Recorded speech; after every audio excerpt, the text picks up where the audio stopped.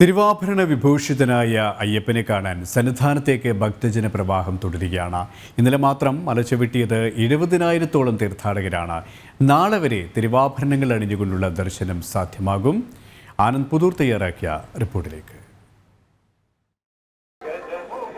തിരുവാഭരണ വിഭൂഷിതനായ അയ്യപ്പനെ കാണാൻ തൊഴുവാൻ വേണ്ടി ഭക്തജനങ്ങളുടെ ഒരു നീണ്ട മണിക്കൂറുകളോളം കാത്തു നിൽക്കുന്ന ഒരു ക്യൂ തന്നെയാണ് നമുക്ക് കാണാൻ വേണ്ടി സാധിക്കുന്നത്.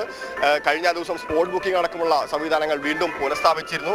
ഏകദേശം 70,000-ഓളം ആളുകൾ മല ചവിട്ടിയെന്നാണ് കഴിഞ്ഞ ദിവസത്തെ കണക്കുകളും പുറത്തു വരുന്നത്. എന്തായാലും ചടങ്ങുകളാണ് ശബരിമല ഇപ്പോഴും ഭക്തിസാന്ദ്രമാക്കി മാറ്റുന്നത്. കഴിഞ്ഞ ദിവസം അമ്പലപ്പുഴ സംഘക്കാരുടെ ശീവേലി എഴുന്നള്ളിപ്പുണ്ടായിരുന്നു. ഏകദേശം വൈകിട്ട് 5 മണിയോടുകൂടി മാളികപ്പുറം മണിമണ്ഡപത്തിൽ നിന്നും സന്നിധാനത്തേക്കാണ് എഴുന്നള്ളിപ്പ് നടന്നത്.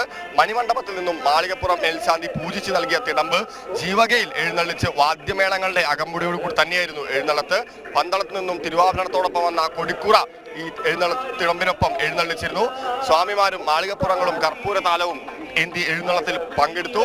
എഴുന്നള്ളത്ത് 18-ാം പടിയിലെത്തിയപ്പോൾ പടി കഴുകി വൃത്തിയാക്കി പടിയിൽ കർപ്പൂരാദി നടത്തി. തുടർന്ന് ക്ഷേത്രം പ്രതിഷ്ഠം ചെയ്ത് മാളികപ്പുറത്തെത്തി ഇറക്കി എഴുന്നള്ളിക്കുകയും ചെയ്തു.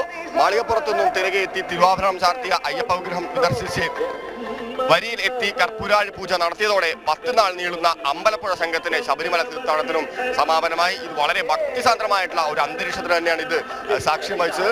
മാത്രമല്ല ആലങ്ങോട് യോഗത്തിന്റെ കർപ്പൂര താലം എഴുന്നള്ളിപ്പും കഴിഞ്ഞ ദിവസം നടന്നു. കർപ്പൂര ദീപപ്രയാൽ ജ്വലിച്ചു നിൽക്കുന്ന 18 പടികളെയും സാക്ഷിയാക്കി അയ്യപ്പസ്വാമിയുടെ പ്രതിസാനായി കരുതപ്പെടുന്ന ആലങ്ങോട് യോഗം ശബരിമല സ്വാമി ഭക്തജന സംഘം നടത്തിയ കർപ്പൂര താലം എഴുന്നള്ളിപ്പും സന്നിധാനത്തെ അക്ഷരാർത്ഥത്തിൽ ഭക്തിസാന്ദ്രമാക്കി. ഉടുക്കുകൊട്ടി അയ്യപ്പനെ ഭജിച്ച് സംഘം ഭക്തിയുടെ നിറവിൽ ചുവടുവെച്ചു. മാളികപ്പുറത്തെ മണിമണ്ഡപത്തിൽ നിന്നും പൂജിച്ചു വാങ്ങിയ ഗോളകയും കൊടിക്കൂറയും തിരുവാഭരണത്തോടൊപ്പം പന്തളം കൊട്ടാരത്തിൽ നിന്നും കൊണ്ടുവന്ന തിടമ്പും ചാർത്തിയാണ് ഈ കർപ്പൂരതാലം എഴുന്നള്ളിപ്പ് നടത്തിയത്. എന്തായാലും ചടങ്ങുകൾ കൊണ്ട് സമൃദ്ധമായ ശബരിമല വീണ്ടും ഭക്തജനങ്ങളുടെ തിരക്കിന് തന്നെയാണ് സാക്ഷ്യം വഹിച്ചുകൊണ്ടിരിക്കുന്നത്.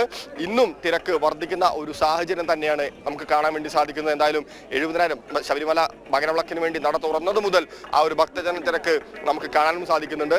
എന്തായാലും ആളുകൾ ശബരിമലയിലേക്ക് എത്ര പ്രതിസന്ധി ഉണ്ടായാലും ഒഴുകിയെത്തുന്നുള്ള കാര്യത്തിൽ യാതൊരു സംശയവുമില്ല.